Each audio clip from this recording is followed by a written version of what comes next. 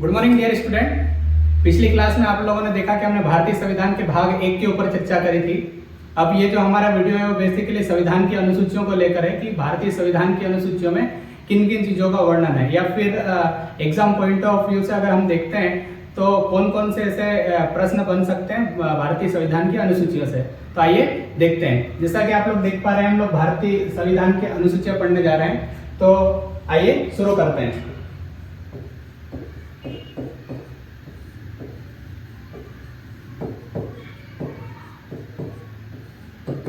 Dear student, पहली अनुसूची में लिखा है कि भारत राज्यों का संघ होगा।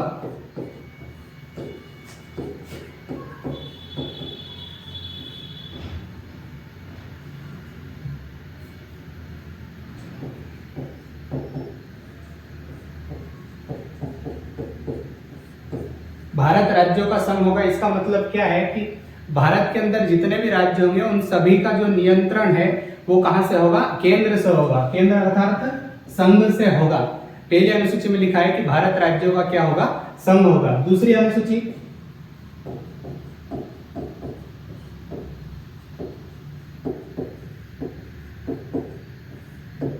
ये स्टूडेंट दूसरी अनुसूची में बताया गया कि संवैधानिक अधिकारियों के वेतन और भत्ते।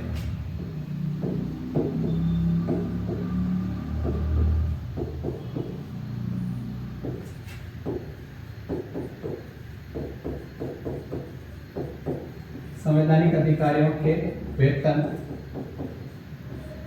एवं भत्ते।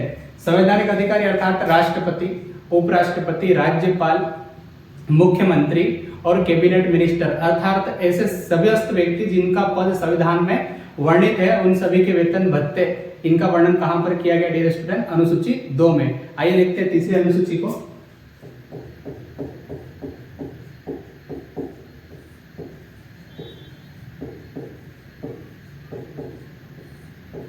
तीसरी अनुसूची में बताया गया है संवैधानिक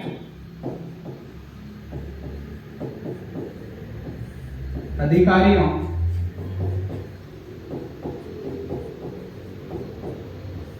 की शपथ। डियर स्टूडेंट, संवैधानिक अधिकारियों की शपथ मतलब राष्ट्रपति, उपराष्ट्रपति, मुख्यमंत्री, राज्यपाल अर्थात संविधान में जितने भी पद वर्णित हैं उनको शपथ किनके द्वारा दिलाई जाएगी और शपथ दिलाए जाने के क्या प्रावधान वर्णित होंगे, उनका वर्णन अनुसूची 3 के अंतर्गत किया गया है। आइए देखते हैं चौथी अनुसूची के बारे में।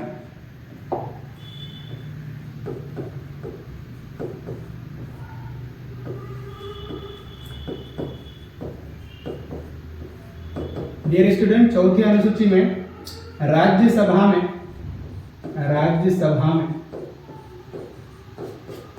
सीटों का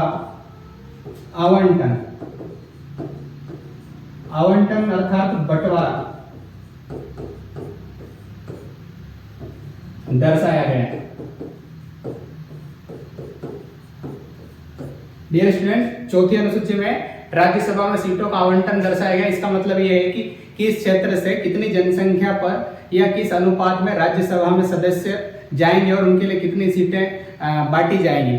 पांचवी अनुसूची की यदि हम बात करते हैं,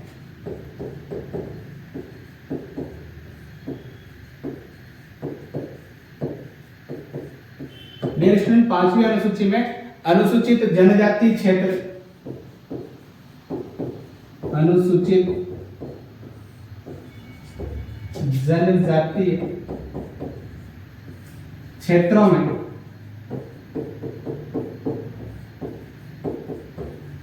प्रशासन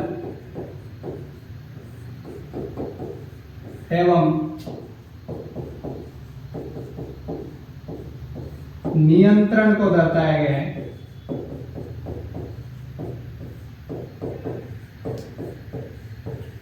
अनुसूचित जनजाति क्षेत्रों में प्रशासन और नियंत्रण अर्थात अनुसूचित जनजाति क्षेत्रों में जो प्रशासक होंगे वो भी अनुसूचित जनजाति क्षेत्र के ही व्यक्ति होंगे और उन्हीं के द्वारा शासन प्रशासन को क्या किया जाएगा? संचालित किया जाएगा। राष्ट्रपति या राज्यपाल के माध्यम से उस अनुसूचित जनजाति क्षेत्रों में प्रशासन करने के क्या नियम होंगे, इसका वर्णन किसमें किया गया डियर स्टूडेंट? 5वीं अनुसूची में किया गया है।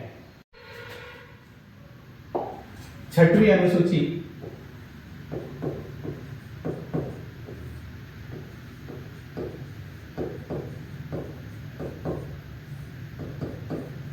डियर स्टूडेंट, 6वीं अनुसूची में बेसिकली अनुसूचित जनजाति क्षेत्रों के बारे में चर्चा की गई है। अनुसूचित जनजाति क्षेत्र, वे कौन कौन से क्षेत्र है उनकी एक ट्रिक है।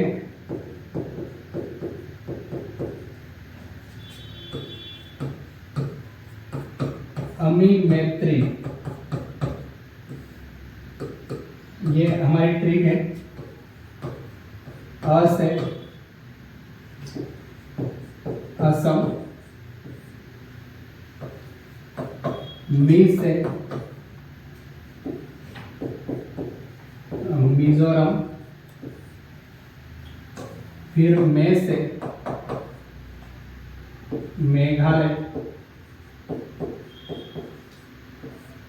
और त्रि से त्रिपुरा। तो डियर स्टूडेंट, ये 4 क्षेत्र हैं। अमी मैत्री इसकी ट्रिक है। अ से असम, मी से मिजोरम, मे से मेघालय और ती से त्रिपुरा। आइए देखते हैं 7वीं अनुसूची के बारे में।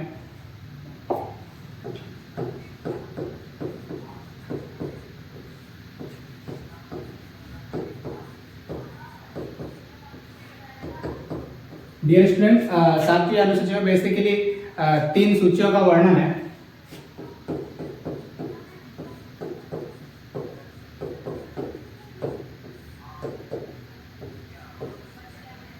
पहली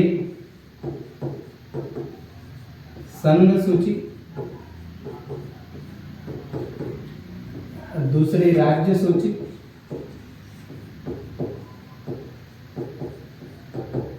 और तीसरी समवर्ती सूची।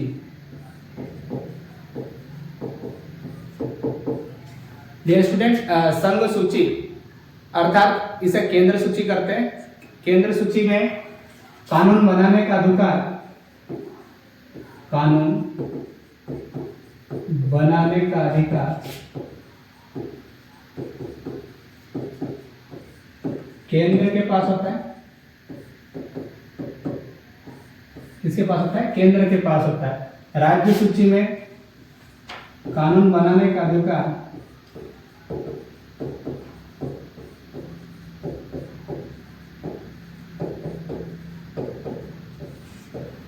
राज्य के पास होगा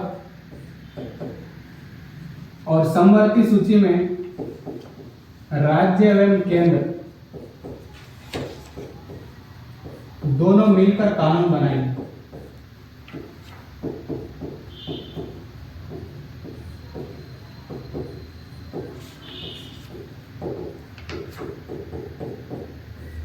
तो डियर स्टूडेंट, आप लोग समझ गए होंगे कि संघ सूची अर्थात संघ सूची पर कानून बनाने का अधिकार किसका है?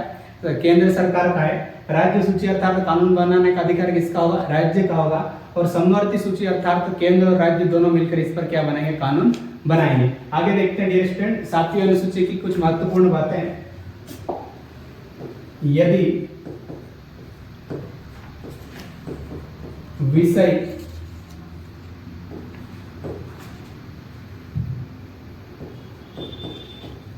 राज्य सूची का है तो कानून बनाने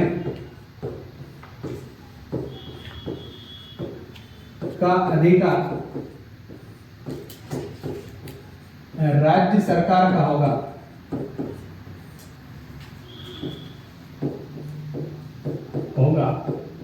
किंतु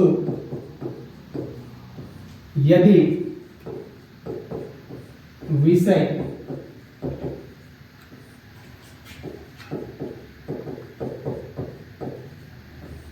राष्ट्रीय महत्व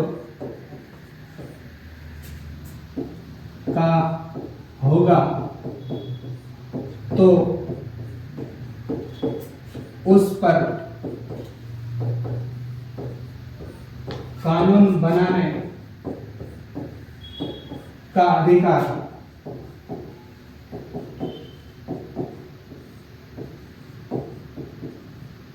केंद्र सरकार का होगा। डियर स्टूडेंट, अगर कोई विषय राज्य लेवल का है किंतु उसका जो महत्व है वो राष्ट्रीय लेवल तक हो जाता है तो इस पर कानून बनाने का अधिकार फिर राज्य सरकार का नहीं रहेगा, बल्कि कानून बनाने का अधिकार किसको चला जाएगा? केंद्र सरकार को चला जाएगा। एक बात आपको ये नोट करके रखना होगी कि अगर कोई विषय राष्ट्रीय महत्व का हो जाता है तो उस पर कानून बनाने का अधिकार किसका हो जाता है? केंद्र सरकार का हो जाता है। आइए आगे देखते हैं। दूसरी बात, यदि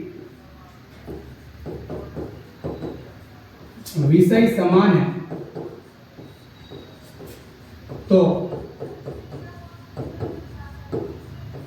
कानून बनाने का अधिकार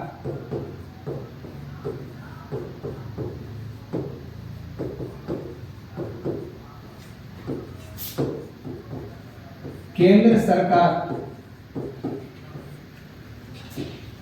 का होगा। डियर स्टूडेंट, अगर विषय क्या हो जाता है? समान हो जाता है, उस पर कानून बनाने का अधिकार किसको चले जाता है? केंद्र सरकार को चले जाता है। डियर स्टूडेंट, 8वीं अनुसूची की हम बात करते हैं।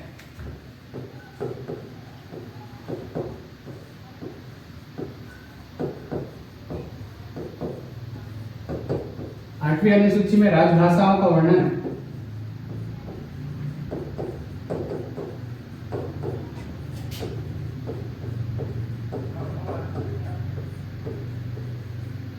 डियर स्टूडेंट, जब संविधान लागू हुआ तो उस समय जो राजभाषाओं की संख्या है वो 14 थी, किंतु बाद में संविधान संशोधन के तहत उनकी संख्या बढ़कर क्या हो गई? 22 हो गई। तो आइए हम लोग देखते हैं। हम लोग एक यहाँ पर नोट करेंगे, मूल संविधान में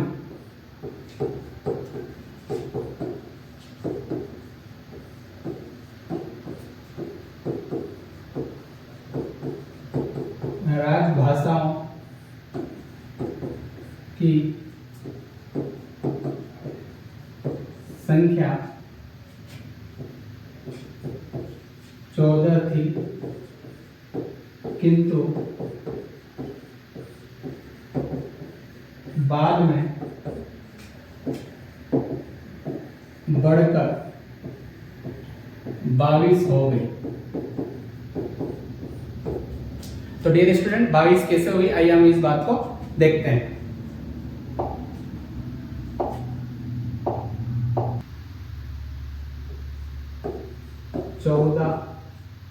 राजभाषाओं से 22 राजभाषाएं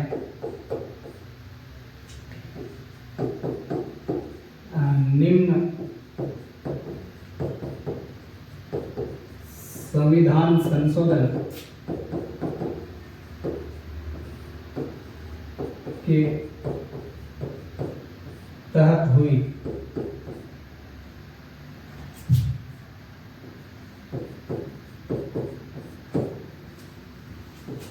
डियर स्टूडेंट, देखते हैं कौन कौन से संविधान संशोधन हैं जिनके तहत राजभाषाओं की संख्या 14 से बढ़कर क्या हो गई? 22 हो गई। तो पहला था डियर स्टूडेंट 61वां संविधान संशोधन,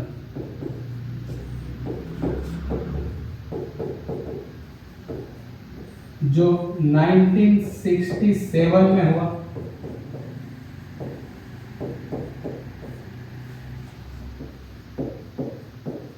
इसके तहत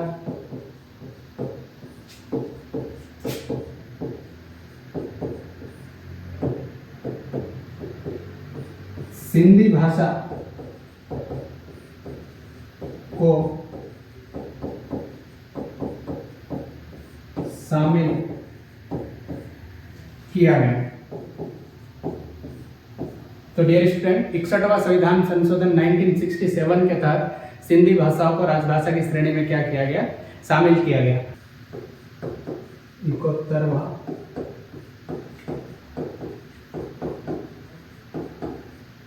संविधान संशोधन।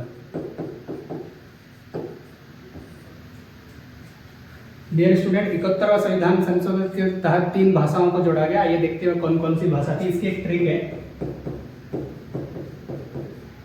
और ट्रिक है KMN। के से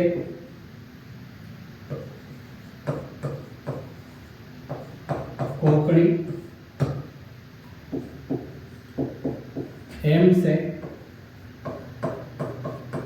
मणिपुरी और एन से नेपाली।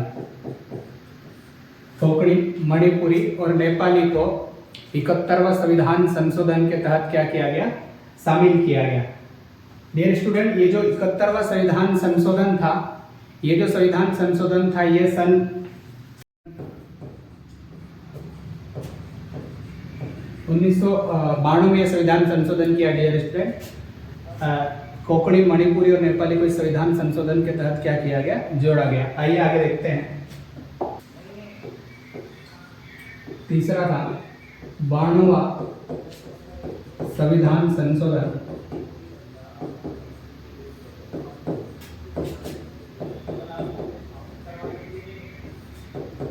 ये डियर स्टूडेंट 2003 में किया गया। इसके तहत इसकी भी एक ट्रिक है जो आपको याद रखना है, BDMS। बी से बोडो, डी से डोंगरी,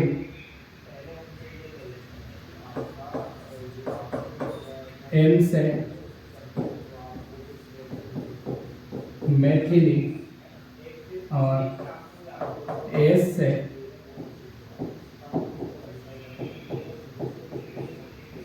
संथाली भाषा को डियर स्टूडेंट क्या किया गया, शामिल किया गया। तो डियर स्टूडेंट, आपने देखा कि 8वीं अनुसूची के तहत जो 14 राजभाषाएं थी वे बढ़कर 22 कैसे हुई। आइए हम चलते हैं 9वीं अनुसूची की तरफ।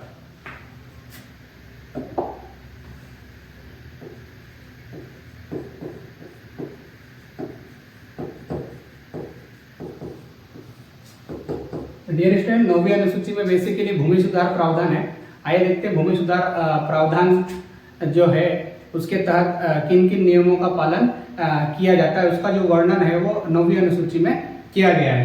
तो 9वीं अनुसूची में डियर स्टूडेंट भूमि सुधार प्रावधान है।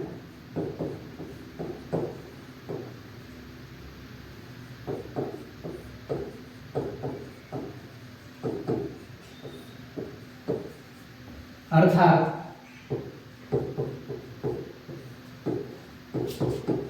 किसी भूमि को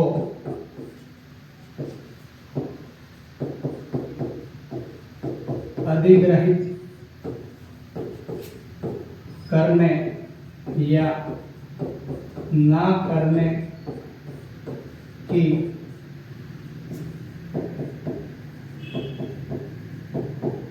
विधियों का वर्णन है। ये स्टूडेंट, यहाँ पर एक बात आप लोगों को याद रखना होगी कि इस अनुसूची को पहला संविधान संशोधन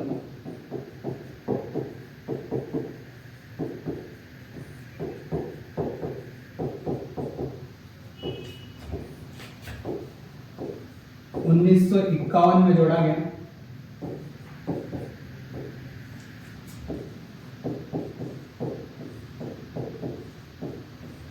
तो डियर स्टूडेंट, 9वीं अनुसूची में भूमि सुधार प्रावधान है। अगर राज्य सरकार द्वारा किसी भी क्षेत्र की भूमि को अधिग्रहित किया जाता है या फिर नहीं भी किया जाता है तो उसके लिए जिन नियमों और कानूनों का प्रयोग किया जाएगा उसका जो वर्णन है वो किसके अंतर्गत है, 9वीं अनुसूची के अंतर्गत उन कानूनों का वर्णन किया गया है। आइए देखते हैं 10वीं अनुसूची को।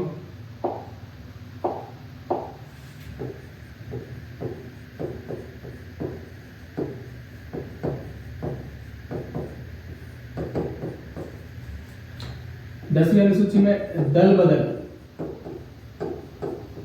को रोकने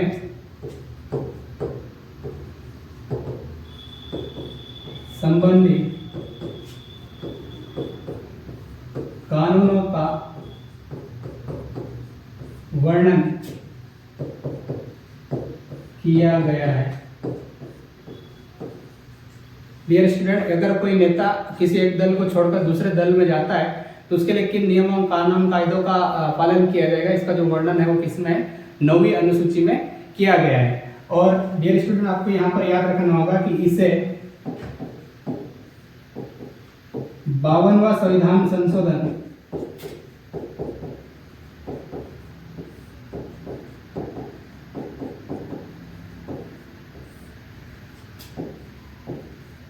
उन्नीस में जोड़ा गया।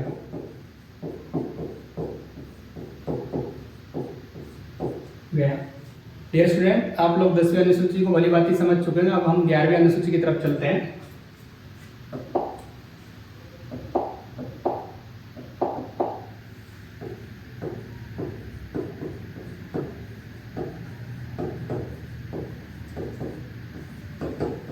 ग्यारहवीं अनुसूची में बेसिकली ग्राम पंचायतों का वर्णन है।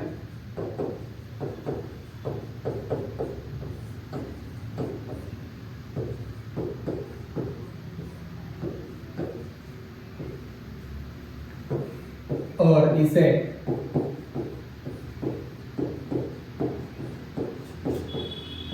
तिहत्तरवां संविधान संशोधन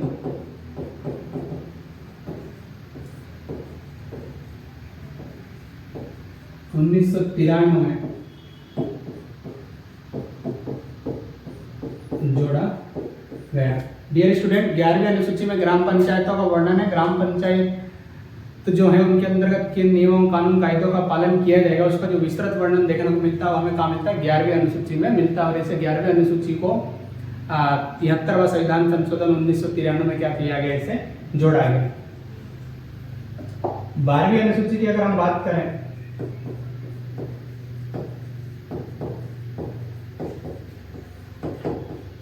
तो इसमें नगर पंचायतों का वर्णन है।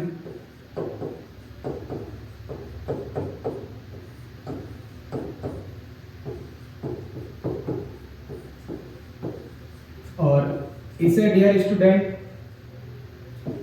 74वां संविधान संशोधन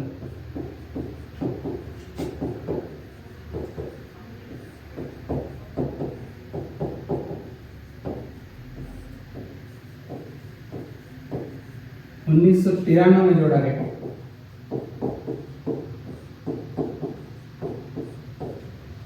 तो डियर स्टूडेंट, हमने देखा 12 अनुसूचियों का वर्णन अभी हमने देखा है। यहाँ पर आपको एक बात और याद रखना होगी, इसमें विषयों की संख्या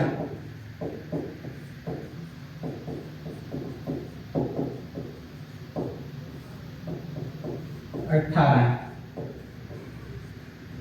डियर स्टूडेंट, इसी प्रकार 9वीं अनुसूची में जो विषयों की संख्या है वो 284 थी। अब इस बात को ध्यान रखेंगे। और 12वीं अनुसूची में विषयों की संख्या 18 थी। तो डियर स्टूडेंट, आज की वीडियो में हमने देखा कि भारतीय संविधान की जो 12 अनुसूचियां हैं उन्हें हमें याद करना है। और इससे जुड़े हुए समस्त MCQ हमें लूसेंट ऑब्जेक्टिव बुक से और घटना चक्र ऑब्जेक्टिव बुक से हमें इसके सारे IMP ऑब्जेक्टिव हमें लगा कर जाना है, ताकि हम एग्जाम में अनुसूचियों से जुड़े प्रश्नों को क्या कर सके, सही कर सके। ये हमारी एक छोटी सी कोशिश थी, जिसके माध्यम से आप भारतीय संविधान की पूरी 12 अनुसूचियों को आप याद कर सकते हैं। डियर स्टूडेंट, अगर आपको लगता है कि हमारा जो कंटेंट है वो अच्छा है और हम अच्छी मेहनत कर रहे हैं, तो आप हमारे चैनल को लाइक करें, सब्सक्राइब करें और अधिक से अधिक शेयर करें। इसके बाद की जो हमारी वीडियो है वो नेक्स्ट वीडियो भारतीय संविधान के भाग 2 के ऊपर आएगी। इसमें हम नागरिकता के ऊपर क्या करेंगे, चर्चा करेंगे। तो डियर स्टूडेंट, तब तक के लिए धन्यवाद। फिर मिलते हैं।